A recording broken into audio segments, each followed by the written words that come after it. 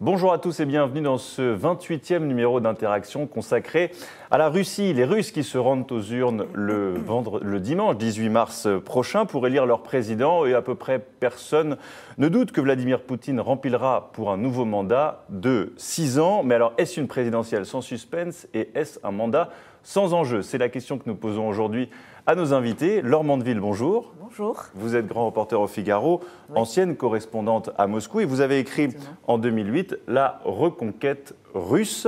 Nous sommes également avec Arnaud Dubien, bonjour. Bonjour. Vous êtes directeur de l'Observatoire franco-russe, chercheur associé à l'IRIS et vous sortez, comme chaque année depuis maintenant 5 ans, les regards de l'Observatoire franco-russe. Un beau livre. Et puis Pierre Avril, bonjour. Bonjour. Vous êtes notre correspondant actuel à Moscou et vous allez suivre avec attention cette présidentielle, bien entendu. C'est une émission interactive, n'hésitez pas à poser vos questions, nous sommes là pour y répondre. Et la première que l'on va poser, c'est à vous, Pierre Avril.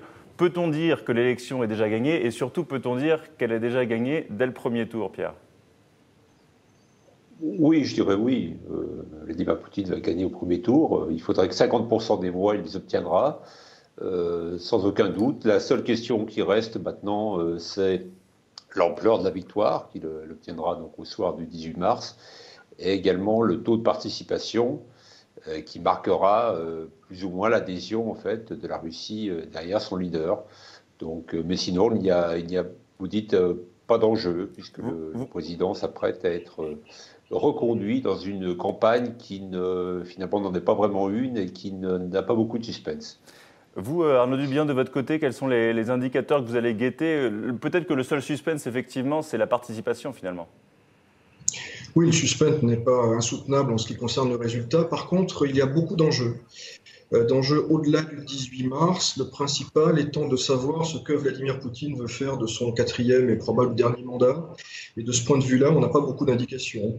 Est-ce que le 4e mandat est dans la continuité du 3e, qui est un mandat très particulier, assez différent des précédents, du premier, du 2e, et également de la parenthèse Medvedev? Est-ce qu'on est dans la poursuite de ce mandat finalement répressif et régressif, une révolution conservatrice, comme on dit souvent ici, teintée de confrontation avec l'Occident, ou est-ce qu'il y a une inflexion, et le cas échéant, quelle est l'ampleur de cette inflexion? C'est ça le véritable enjeu.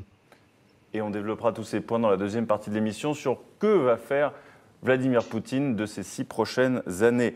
Laure Mandeville, je voulais vous faire un petit clin d'œil sur la une du Figaro du 27 mars 2000. C'était une date importante puisque Poutine venait d'être élu pour la première fois, c'était il y a 18 ans. Et on voit ensuite dans l'article qui suit qu'il est non seulement écrit par vous-même, mais qu'une photo assez curieuse a été choisie puisqu'on le voit presque auréolé pour cette photo où on le dit dans la légende, il est même piégé par un photographe dans le bureau de vote où il a déposé son bulletin. C'est vrai que c'était il y a 18 ans.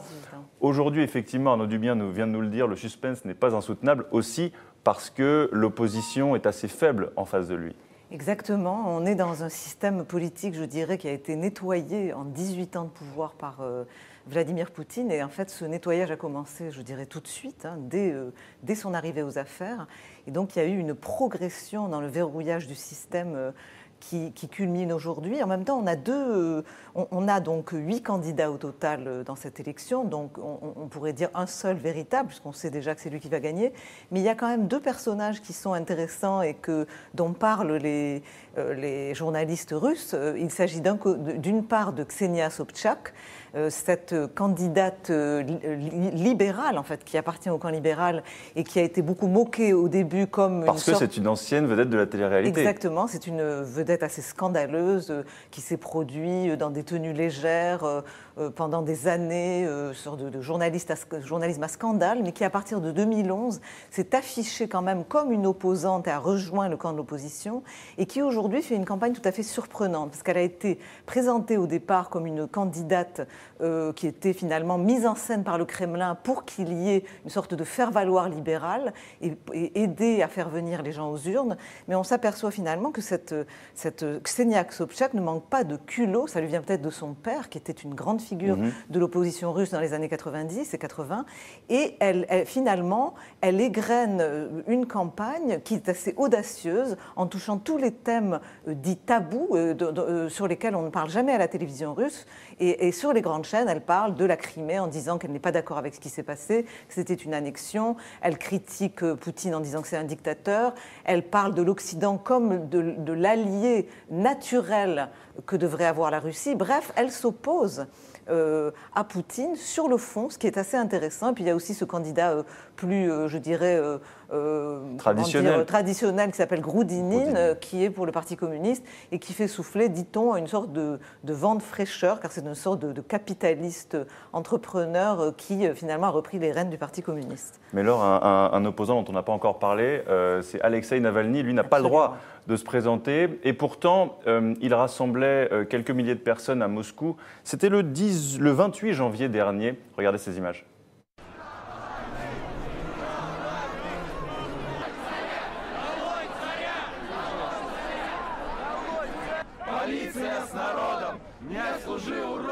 Считаю, что незаконно его убрали, его кандидатуру с выборов. Вот. А во-вторых, мне сейчас просто не за кого идти голосовать, и я не согласна, что Путина сейчас возьмут опять на 6 лет, и это будет продолжаться вообще, я не знаю, до какого времени. Выборы можно назвать только в кавычках, потому что выбор без выбора – это не выбор. Все уже знают заранее результат. Поэтому в этом отношении я поддерживаю, конечно, Навального, и я не пойду на выборы, потому что это не выборы.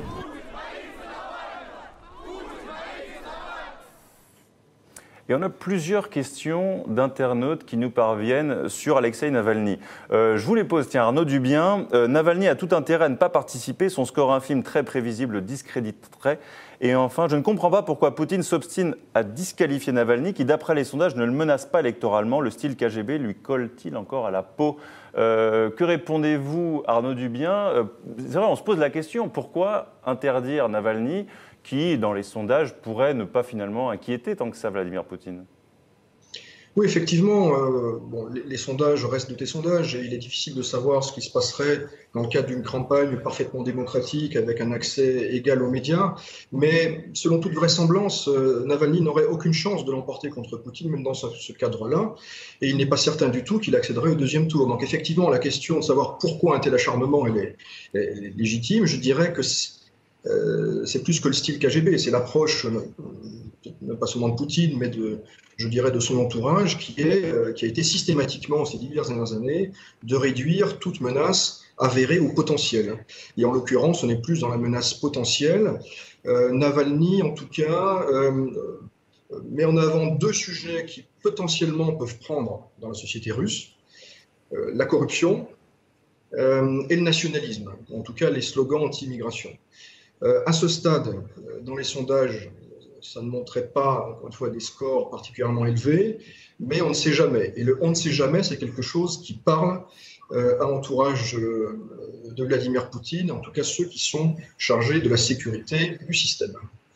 Merci Arnaud. On a déjà une question d'un internaute, Jean, qui nous dit quelle est l'opposition et que propose-t-elle ? Alors, quelle est l'opposition ? On vient de le voir avec vous, Laure Mandeville. Peut-être Pierre Avril, un mot là-dessus. Est-ce qu'il y a des réelles propositions de candidats qui se présentent face à Poutine ?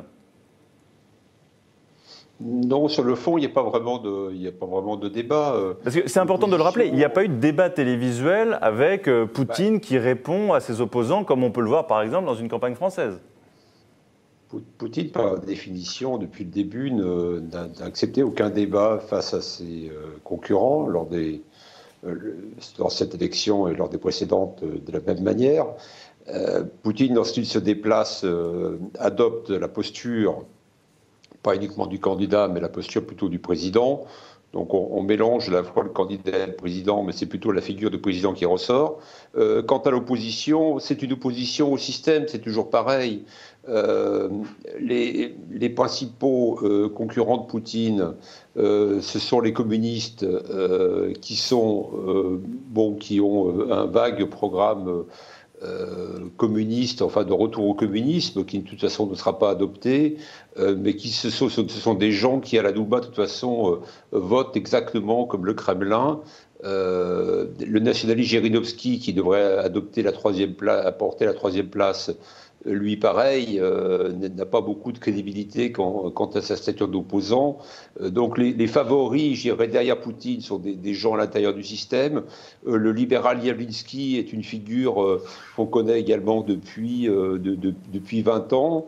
Il n'y a absolument pas de surprise. Et Ksenia Sobchak, moi je serais beaucoup plus nuancé, parce que Ksenia Sobchak, elle a rempli un rôle qui est celui, bien commode pour le Kremlin, d'annihiler finalement la menace potentielle que représente Navalny, parce que son but aujourd'hui, c'est de chasser sur le terrain de Navalny, de prendre des électeurs et peut-être d'incarner l'opposition.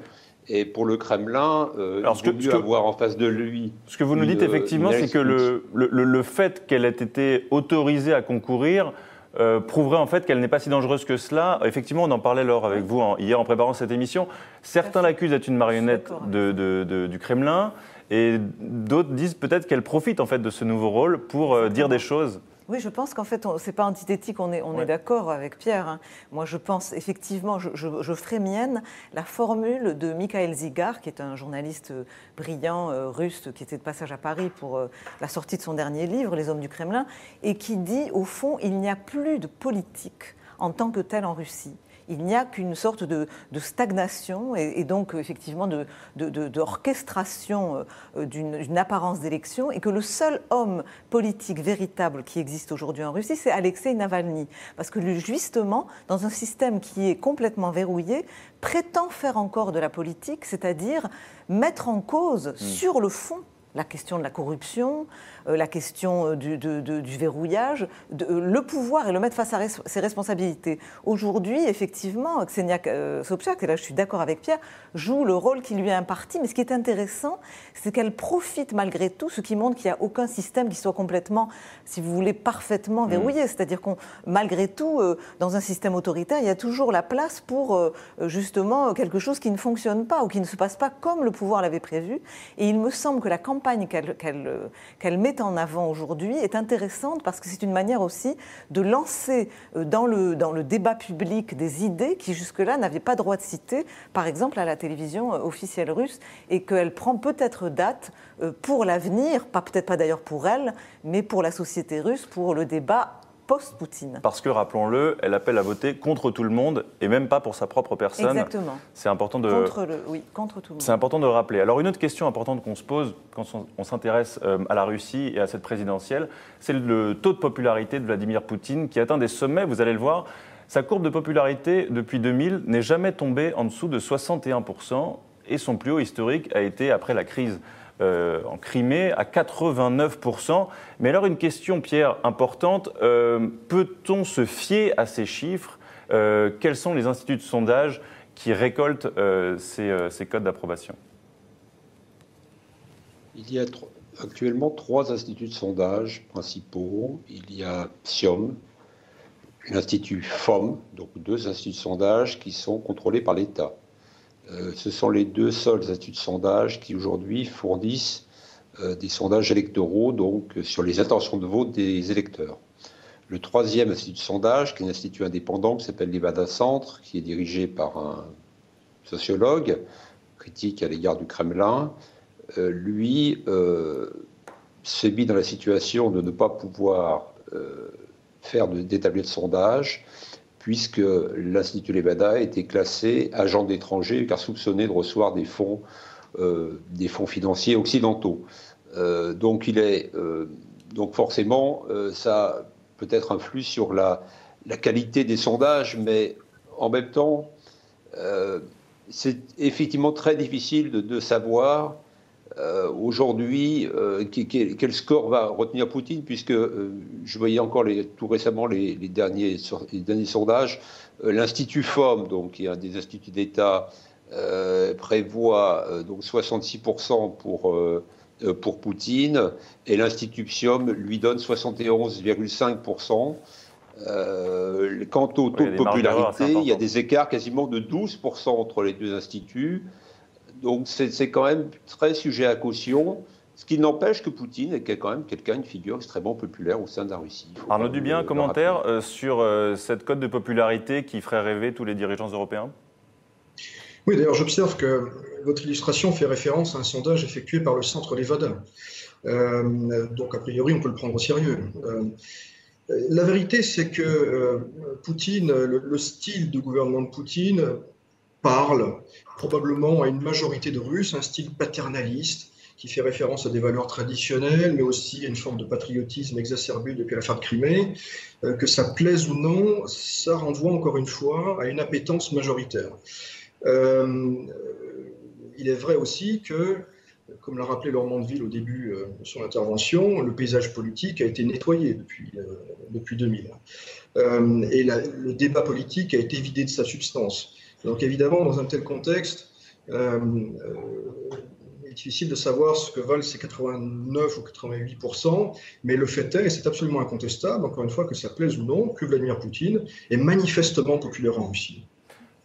Merci beaucoup Arnaud Dubien. On a une question que je voudrais vous poser lors d'un internaute qui s'appelle Choud et qui nous dit « L'ombre de Washington sera-t-elle pesante sur l'élection russe ?» Alors vaste question, mais s'il vous plaît une réponse courte. Mais c'est vrai, l'ombre russe a plané sur la présidentielle américaine. Est-ce que l'inverse est possible ? Je pense qu'on ne peut pas du tout mettre les choses sur le même plan, évidemment, parce que la Russie est devenue un élément absolument obsessionnel du débat politique américain. Ce qui se passe en Russie, me semble-t-il, qui est intéressant, c'est que les États-Unis sont présents en que repoussoir. C'est vrai que c'est une vieille tradition russe, d'ailleurs, cette espèce d'élément d'attraction, répulsion par rapport à l'Occident. La Russie s'est toujours finalement située en position de miroir, soit voulant aller vers l'Occident, soit voulant au contraire la rejeter dans un espèce de réflexe de colère, d'exaspération. Et donc c'est historiquement très intéressant. Et je pense que ce qui se passe aujourd'hui, c'est que Vladimir Poutine, comme l'a dit Arnaud Dubien, joue sur la question du nationalisme, et tout particulièrement depuis les grandes manifestations de 2012 qui ont tout d'un coup fait peser un péril important à travers ces grandes manifestations qu'il y a eu massives dans les grandes villes de Russie, suite à quoi on a eu l'affaire de Crimée qui a ressoudé autour du président dans une espèce de réflexe nationaliste le pays, et du coup Poutine joue aujourd'hui de ce ressort anti-occidental et nationaliste. Je dirais presque que dans une espèce de variante de ce qu'on avait à l'époque soviétique, on a recréé l'Occident comme un ennemi presque imaginaire de la Russie, et notamment les États-Unis. Et de ce point de vue-là, les États-Unis sont présents dans le débat, mais comme ça. Et je pense que ce qui est intéressant, c'est que le président s'est peut-être enfermé, Poutine, dans cette espèce il chevauche aujourd'hui cette espèce de pulsion nationaliste russe. Qui n'était pas forcément la sienne quand il a pris le pouvoir en 2000. Elle était présente, mais aujourd'hui, il va être très très difficile d'y renoncer. C'est redevenu le ressort de sa popularité, je pense. On referme cette parenthèse. J'espère que notre internaute a eu sa réponse. On s'intéresse encore quelques minutes à la popularité de Vladimir Poutine. Serait-elle due à son bilan économique ? Eh bien, c'est loin d'être évident, comme nous l'explique Laure Kermanac. Vladimir Poutine s'apprête, sans surprise, à commencer un nouveau mandat à la tête de l'État russe. Mais est-ce que le Russe de 2018 vit mieux qu'avant ? Petit bilan après 18 ans de pouvoir. Durant les années 90, le pays subit avec difficulté la chute de l'URSS, l'ouverture au capitalisme, mais aussi et surtout la crise financière de 1998. Pourtant, au moment de l'arrivée de Poutine, en 2000, le taux de croissance du PIB atteint 10%. Pendant ses 2 premiers mandats, la croissance russe s'est maintenue à un niveau relativement bon. C'est après 2008 que l'économie du pays va décliner. En 2016, près de 20 millions de Russes vivent sous le seuil de pauvreté, ce qui représente plus de 13% de la population. Les revenus du pétrole chutent, l'économie russe a du mal à se redresser vraiment. Depuis 2014, le pouvoir d'achat a diminué et les inégalités de salaire ne s'arrangent pas. Les revenus réels des consommateurs ont baissé de 19% entre octobre 2014 et mai 2017, à mettre en parallèle avec l'augmentation globale des prix de biens de consommation. En 2017, 10% des Russes déclarent ne pas avoir assez d'argent pour se nourrir et 39% pour s'acheter des vêtements. Mais échéance électorale oblige, pour éviter d'éventuelles critiques de son bilan économique, Vladimir Poutine a annoncé une hausse du salaire minimum de 139 à 163 € au 1er mai 2018. Par ailleurs, la Russie est en net recul en ce qui concerne les libertés de la presse et ne s'améliore pas au niveau de la corruption. Les tensions internationales restent une source d'inquiétude pour la population et le taux de défiance à l'égard des États-Unis continue d'augmenter. Pourtant, la qualité de vie moyenne sur le pays, calculée par rapport à l'espérance de vie à la naissance, le niveau de scolarisation et le pouvoir d'achat, progresse, même si son niveau en 2014 est équivalent à celui de la France de 1990. Merci alors pour cette infographie très détaillée. Arnaud Dubien, on va la commenter ensemble. Effectivement, on l'a vu, c'est l'une des informations de cette infographie, cela fait 4 ans de suite que le pouvoir d'achat des Russes baisse. Est-ce que vous observez un début de grogne, on va dire, chez les Russes par rapport à cette problématique ? Grogne, je ne pense pas, peut-être de l'impatience. Il faut rappeler deux choses pour essayer de répondre à la première question du reportage. Est-ce que c'était mieux avant? Tout dépend quand on place le curseur. Si avant, c'est 1999, quand Vladimir Poutine arrive au pouvoir, certainement. Je rappelle que le salaire moyen à l'époque était de $62. Aujourd'hui, c'est environ 10 fois plus. En revanche, ce qui est vrai, c'est que son dernier mandat, le mandat en tout cas qui est en train de se terminer, ce sont des années perdues pour l'économie russe. Mais le bilan depuis 2000 est assurément positif. Alors, ce qui n'a pas changé depuis 10 siècles en revanche, et là je fais référence au dernier chiffre qui était évoqué dans notre reportage, c'est que depuis 5 siècles environ, si on en croit par exemple les travaux de Georges Sokolov, La puissance pauvre, la richesse moyenne par habitant de la Russie varie entre 1/3 et la moitié de celle de l'Europe occidentale. De ce point de vue-là, les choses n'ont pas vraiment changé. Mais alors justement, peut-on attendre un mieux par rapport aux 6 prochaines années, sachant qu'on a l'impression qu'il n'y a pas de bilan qui est fait pendant cette campagne, qu'il n'y a pas de promesses qui sont faites non plus pour les 6 prochaines années. Alors, comme le disait Pierre Avril très justement, pour l'instant c'est une fausse campagne ou une absence de campagne. Tout le monde attend des signaux, des propositions, des indications quant aux intentions de Poutine. Peut-être que ce sera à l'occasion de son adresse annuelle au Parlement, qui est prévue le 1er mars, peut-être pas. La question, encore une fois, c'est est-ce que le statu quo est probable, souhaitable ou pas? L'impression qui prédomine quand même dans les cercles de pouvoir à Moscou, c'est que ce n'est pas vraiment tenable. Que le statu quo, qui est l'inclinaison naturelle des conservateurs, et le régime actuel des conservateurs, peut être plus problématique que des réformes. Alors, encore une fois, tout dépend de ce qu'on entend par réforme. D'autant plus, et c'est nouveau, que la population russe attend des changements. Pour la première fois, la demande de changement prédomine sur la volonté de stabilité. Mais là encore, qu'est-ce que c'est que ces changements? Que veulent-ils? Ce n'est pas très clair en réalité. Pierre Avril, on a un commentaire d'internaute qui nous dit « Pour une majorité de Russes, la démocratie, ils s'en fichent. Ce qu'ils veulent, c'est bien vivre après des décennies de communisme. » Arnaud Dubien nous parlait d'une volonté de changement. Vous la ressentez, vous aussi, après ces années passées en Russie? Je ressens beaucoup une aspiration à la stabilité. C'est quand même plus que le changement. Ce qu'on entend dans la bouche des gens, c'est quand même la stabilité. Les raisons pour lesquelles les gens votent Vladimir Poutine, c'est la stabilité. C'est le retour de la Russie sur la scène géopolitique mondiale.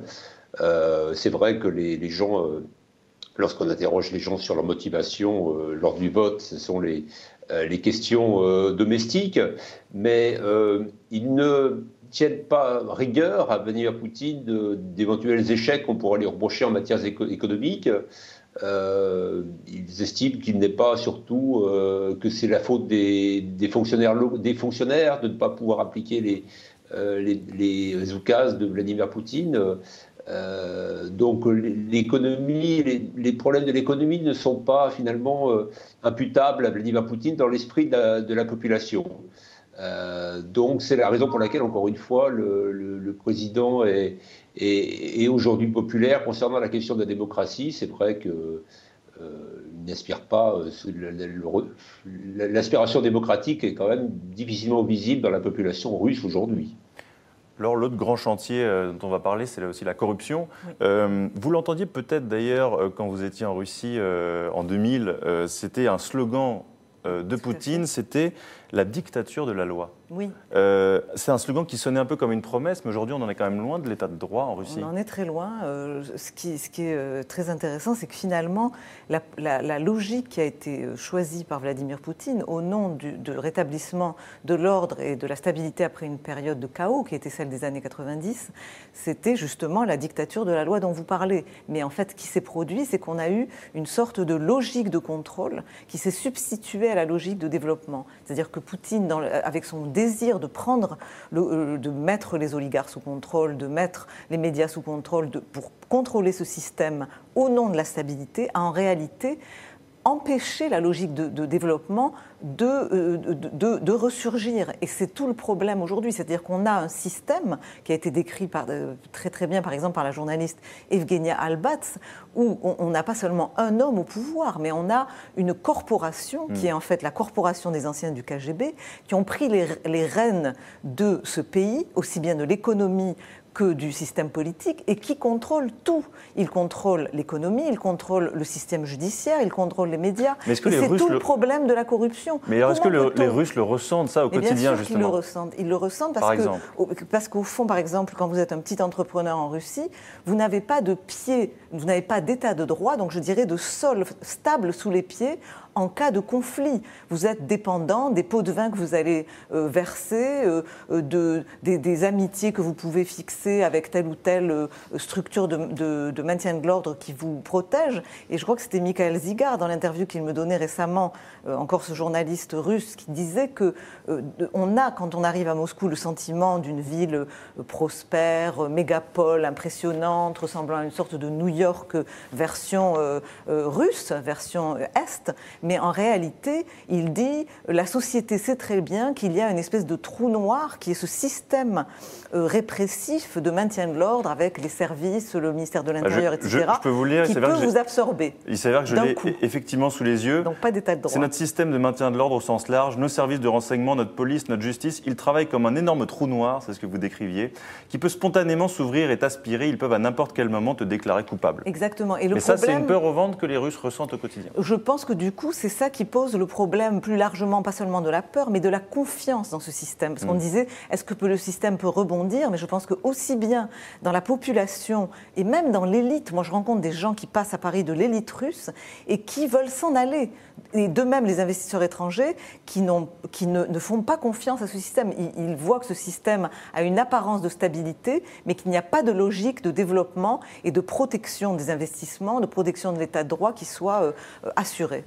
Arnaud Dubien, je vous vois tiquer un peu. Est-ce que vous considérez effectivement que la corruption est un chantier important pour les 6 prochaines années en Russie ? Est-ce que d'ailleurs vous constatez peut-être des inquiétudes auprès des chefs d'entreprise auxquels vous parlez, par exemple ? Non, je ne suis pas tout à fait d'accord avec ce que vient de dire Laurent Manville, en particulier s'agissant des investisseurs étrangers qui se sentent très bien en Russie, en réalité.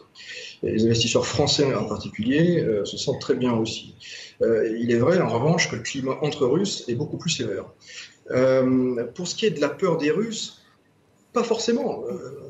Ça concerne finalement les gens qui sont impliqués politiquement ou des gens effectivement qui ont des affaires. Mais 85% des Russes se sentent assez peu concernés par ce risque-là.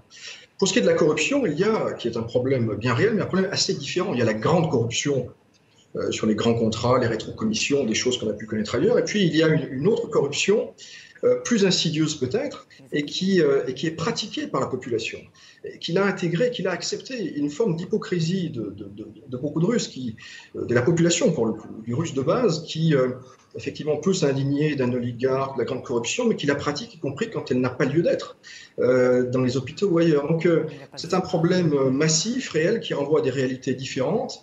Mais ont-ils vraiment le choix, justement ? En réalité, dans cette ampleur-là, ça remonte vraiment aux années 90, et la vérité oblige à dire qu'il y a peu d'éléments encourageants ces derniers temps et dans un avenir proche, s'agissant de sa résorption.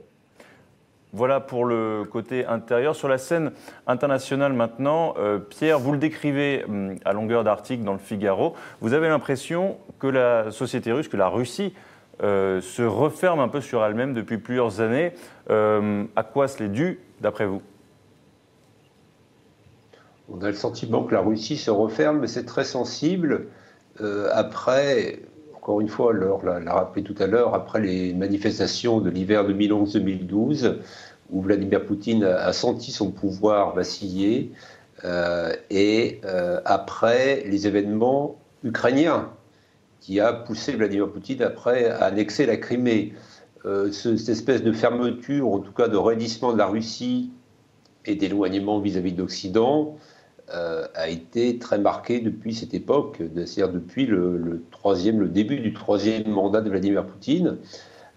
Et c'est vrai qu'on ne voit pas aujourd'hui ce qui pourrait contrarier cette espèce de dynamique. Je rencontre peu d'experts qui préconisent des lendemains radieux pour la Russie après un 4e mandat de Vladimir Poutine. On s'attend plutôt à un nouveau tour de vis, à une espèce de fuite en avant idéologique, fuite en avant répressive. On peut se demander finalement ce qui deviendra aussi de Navalny. Est-ce que cet homme ne sera pas finalement tout simplement éliminé? Je ne parle pas physiquement, mais en tout cas politiquement. On a quand même l'impression qu'il n'y a pas beaucoup, en tout cas je ne vois pas de signe d'ouverture se manifester évident dans le 4e mandat de Poutine. D'autant plus que ce dernier, on ne sait pas s'il restera finalement ou pas au Kremlin. C'est exactement les rênes du pouvoir. C'est exactement la question d'une internaute, Marion, qui nous demande quand prendront fin ces mandats successifs. Est-ce que ce sera le dernier? Rapidement, Pierre, est-ce que des indices nous montrent qu'il pourrait aller au-delà? Il y a beaucoup de discussions aujourd'hui sur de possibles changements constitutionnels qui permettraient à Vladimir Poutine de rester, je dirais, de facto, à défaut d'être de juré, président de la Russie. Des changements constitutionnels qui lui permettraient de se nommer, ou en tout cas d'être nommé président d'une espèce d'instance, d'une structure institutionnelle qui reste encore à déterminer et qui lui permettrait de pouvoir tirer les ficelles dans l'ombre. C'est actuellement le scénario qui est beaucoup discuté. Officiellement, non, le porte-parole de Vladimir Poutine dit que Vladimir Poutine, il est un peu inquiet du fait qu'il n'ait pas de successeur et qu'il cherche des successeurs. C'est la parole officielle, mais... Bon, la parole officielle nous dit en tout cas que c'est le dernier. On rappelle que Vladimir Poutine, si mes calculs sont bons, aura 71 ans en 2024. Des questions aussi, Arnaud Dubien, on est sur le contexte international, sur les sanctions russes qui sont imposées par les États-Unis et par les Européens. Est-ce que là aussi, vous y voyez une possibilité pour Vladimir Poutine d'infléchir sa politique étrangère pour éviter ces sanctions, ou au contraire, comme le disait Pierre, un renfermement qui se continue, qui se poursuit, et des sanctions qui vont avec? Oui, alors les premières sanctions occidentales ont été adoptées en 2014. De façon assez classique, elles ont contribué à ressouder la population autour du leader, d'autant plus que la cause ukraino-criméenne était très populaire à l'époque. L'effet des sanctions a été plutôt bien absorbé par l'économie russe. Alors d'autres sanctions viendront peut-être. À ce stade, ça ne me paraît pas l'hypothèse la plus globale. Je suis pas tout à fait d'accord avec ce que dit Pierre Avril sur les scénarios. Bon, partant du principe qu'on ne sait pas ce qui va se passer. Je note quand même que si Vladimir Poutine avait voulu réécrire la Constitution, il aurait pu le faire en 2007. Or, il a décidé, il a estimé en tout cas, peut-être en raison de son formalisme et de ses origines guébistes, que finalement ce qui était possible en Asie centrale n'était pas en Russie, que ça ne passerait peut-être pas, ce serait peut-être pas tout à fait convenable. Le scénario le plus vraisemblable en réalité, et qui induit un certain nombre de risques, c'est la gestion de l'héritage et de la succession, et le risque de voir le système turbuler, comme on l'a vu en 2007, s'il y a trop d'incertitudes et si les intentions des uns des autres ne sont pas claires. On ne peut pas exclure du tout que Vladimir Poutine n'aille pas au-delà, mais qu'il anticipe son départ, comme il l'avait fait, comme Boris Yeltsin l'avait fait en 1999, surprendre pour éviter que le système turbule. Je pense qu'on ne peut pas exclure qu'il importe au président russe de laisser un pays en ordre. Et je pense qu'il sait très bien que ses petits camarades sont capables de dilapider son héritage très rapidement si la succession n'est pas organisée. Merci. Et une dernière question peut-être, Laure, sur la stratégie de Vladimir Poutine face aux États-Unis, mais surtout face à l'Europe, et notamment l'Europe de l'Est. On a vu Moscou commencer à tisser des liens avec certains gouvernements, même certains partis politiques. Comment est-ce que ça peut se poursuivre encore dans les prochaines années? Et quel est l'objectif final de la Russie ici? Moi, je crois qu'aujourd'hui, vu la manière dont se présente la relation russo-américaine, qui est dans je dirais actuellement, tout à fait désastreuse et dans une forme d'impasse, notamment parce que tout le soupçon sur la campagne de Donald Trump, d'une certaine manière, vitrifie tout rapprochement, même si Donald Trump aurait peut-être voulu un rapprochement, cela paraît tout à fait impossible dans le contexte de ces immixtions de Russes dans la campagne et de ce contexte d'enquête russe.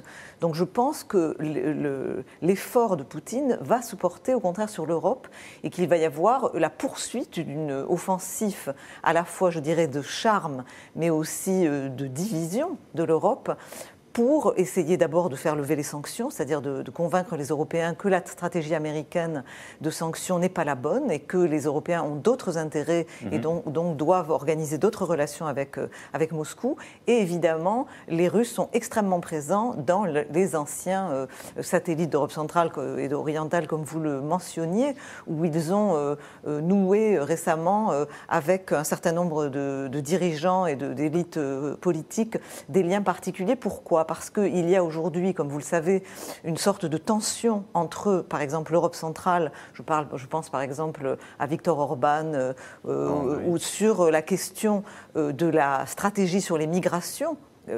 Donc il y a une tension avec Bruxelles et du coup on sent une Europe centrale qui est qui se détache petit à petit de Bruxelles. En tout cas qui veut imposer un point de vue un peu différent sur la question de la primauté de la souveraineté, de l'État-nation, et il trouve une oreille compatissante à l'Est chez Poutine, puisque évidemment Poutine se présente comme quelqu'un qui lui aussi est le défenseur de la logique des États, de la nation, et là il a évidemment un levier tout à fait intéressant. Et alors, une dernière question et un commentaire encore d'un internaute, et après, ce sera donc le dernier. Et encore pour vous, Laure, quand on réalise que le PIB de la Russie est équivalent à celui de l'Espagne, on relativise la portée des ambitions russes. Pour Poutine, il s'agit d'abord de raviver la fierté russe et de se faire réélire. On précise que c'est effectivement le cas, le PIB russe équivaut à peu près au PIB espagnol. Exactement, je pense qu'il ne faut jamais oublier quand on réfléchit sur Poutine, mais aussi sur la Russie, sur les ressorts sur lesquels il joue, que la Russie est dans un syndrome post-impérial. C'est-à-dire ça a été une des deux grandes puissances pendant la guerre froide. Ils ont perdu non seulement le système soviétique qui a été vaincu, le grand vaincu de la guerre froide, mais leur empire. Et ils sont dans un syndrome, dans un malaise, une maladie post-impériale.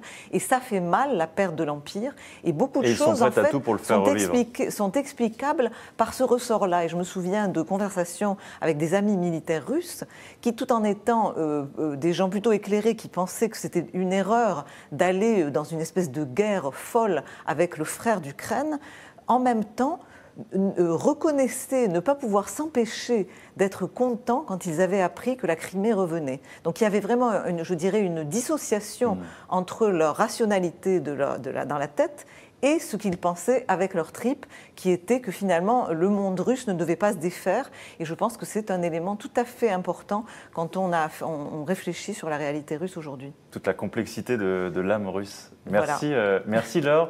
Merci Pierre Avril à Moscou et merci à Arnaud Dubien. Je rappelle que vous êtes directeur de l'Observatoire franco-russe.